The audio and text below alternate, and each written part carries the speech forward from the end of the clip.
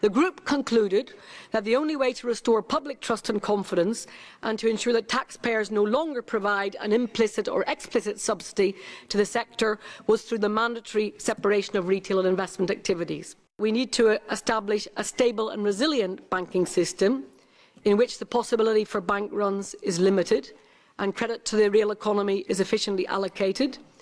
We need to prevent public money being used to cover private losses. We need to limit the misallocation of financial and human resources away from non-bank sectors in the economy. We need to look at limiting a bank's incentives and ability to take excessive risks with insured deposits.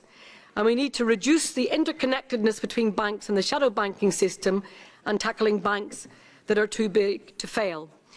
The high-risk culture and practice of investment banking infiltrated and contaminated retail banking.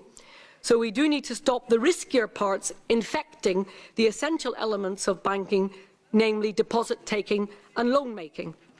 The crisis demonstrated that the culture of contamination with losses on risky trading portfolios did endanger depositors and borrowers. But additionally, in the Liikanen proposals, we need to reflect on the issues of compensation. We have continued to have a culture of short-termism. Pre-crisis, the profit-seeking, the risk-taking and the gambling on big bonuses led to large incentives. So we need to go further in the governance structures here, building on the CRD3 and CRD4 proposals.